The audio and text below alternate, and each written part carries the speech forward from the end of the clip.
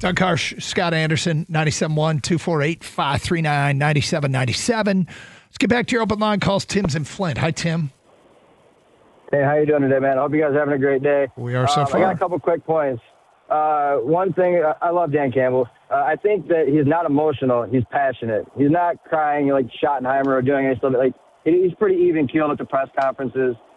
He's passionate about his team, passionate about football, but I don't think he's emotional.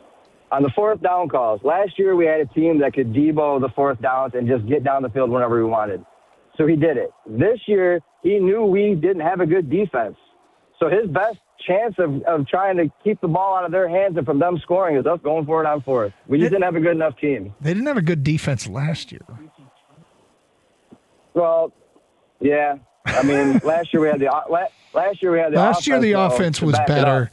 I think he treated this a little bit went deep into the season treating this year's offense like last year's offense, and it just wasn't. No, I agree. But he's not perfect. I think he was begging Brad for some offensive linemen, some defensive linemen. Behind the scenes, I think everybody's like, why do we not get these guys? I think he was begging for them. We just couldn't get it done. Yeah, they give up fewer points last year, but they give up more yards last year. What's interesting, Tim, is I thought in his Monday news conference, he laid some breadcrumbs. Gator and Kang think I'm reading too much into it, but I think he laid some breadcrumbs about maybe getting a little bit more aggressive to fill some needs in this offseason. I could be wrong. Yeah, but that's what smart. I felt like. He's a smart guy. He knows what we need. Yeah. He's trying to get it. He wants to succeed. He doesn't want to fail. No, I'm sure he does. Yeah, that I would agree. I think an extraordinary meeting to be in on would be one with Dan Campbell and Brad Holmes anytime, but specifically to talk about how are we going to create more cap space and how much can we create? How much money does Brad have to go work with in the offseason?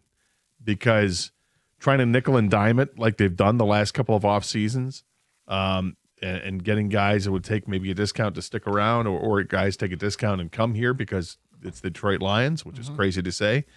Those days might be done. You may have to go out and spend big boy money on some players finally.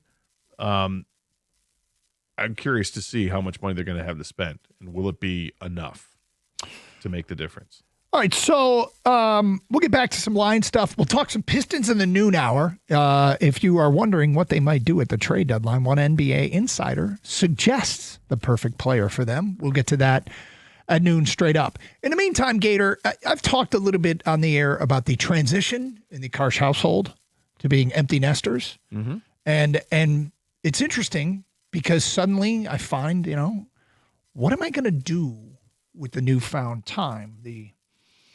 I'm going a long way to distract myself and make sure that I don't focus on the emptiness of my current existence with no kids in the household. Right. And so it's watching a lot more television shows, movies. My wife and I have a movie we're planning on watching in the next couple of days. Oh. Yeah. And a kind of current one.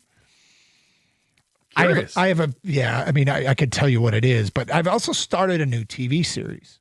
And I'm an episode and a half in. Okay, when did the show start? I think it's pretty new. Okay. But let me look. Let me Google search. I'm curious how many seasons of this show are there?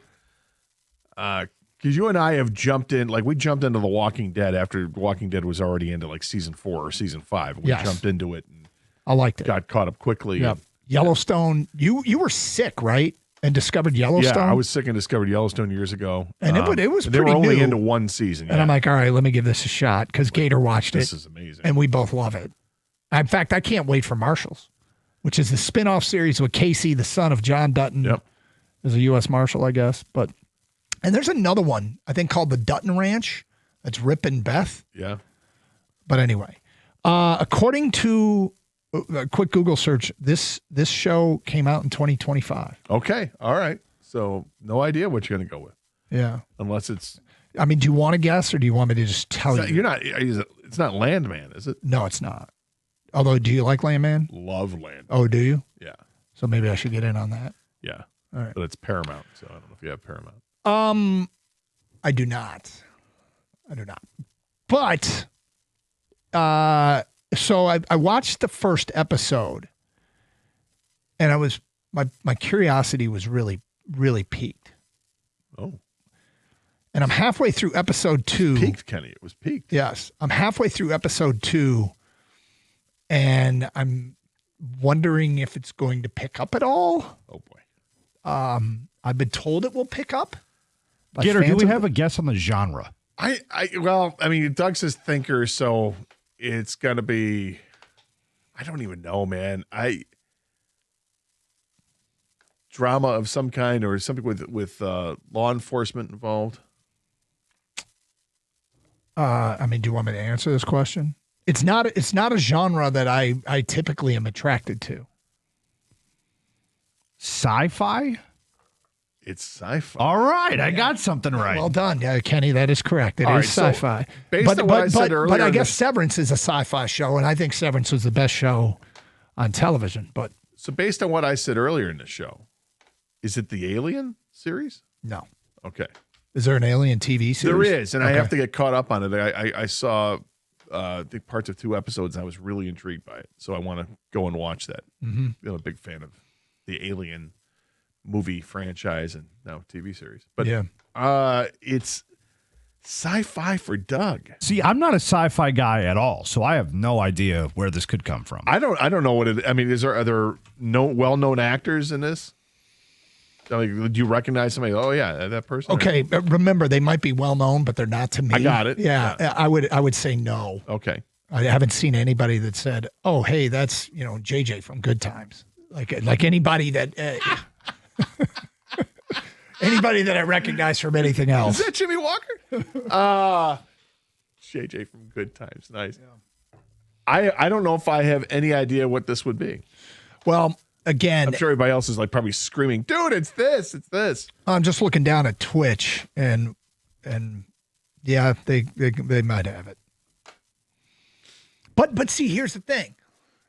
I don't like action movies per se. Like I just watched what the hell was that movie I mentioned? It was on Netflix. And it was the one with the one with The Island? Scarlett Johansson. Yeah, The Island. yeah. Yeah, that got to me. It started as a thinker, and then it just turned into violence and action, and like really lost me. So but should I just tell you, or do you want to keep guessing? Tell me who the main actor is. Do you have the cast? I do now, and I will tell you who the main actor is. The first name listed. You ready? Yeah. Deborah Ray Seahorn. Don't know who that is. Nope. More actors in this one? Carolina Wydra. No. Carlos Manuel Vesca Sanchez. It's funny is I don't even recognize some of these people from the first episode. So, Well, the first 2 are women. So is it women forward?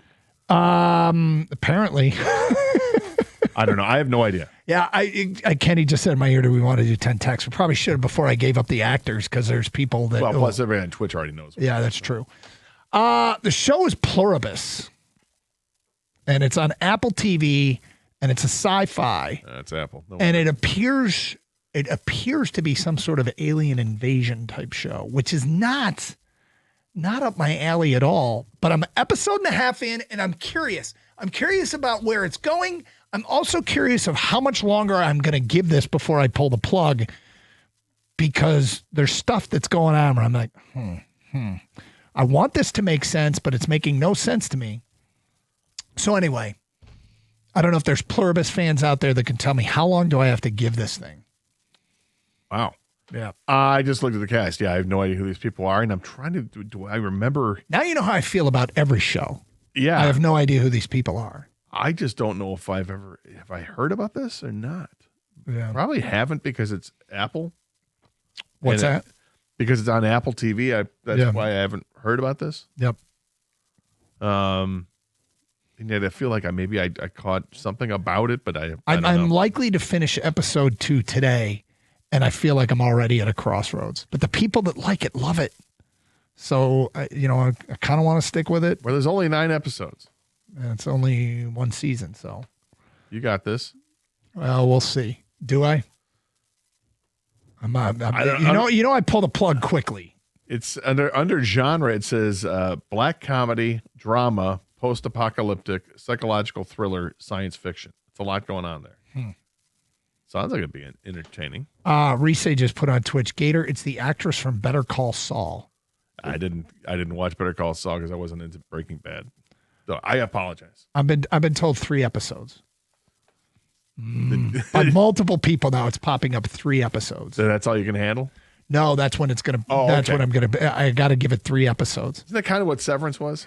Kinda, although Severance had me kind of from moment one. I cannot recommend a show more. My recommendations are like food recommendations. I'm not, people, I have no, you probably shouldn't listen to me, but I thought Severance was great.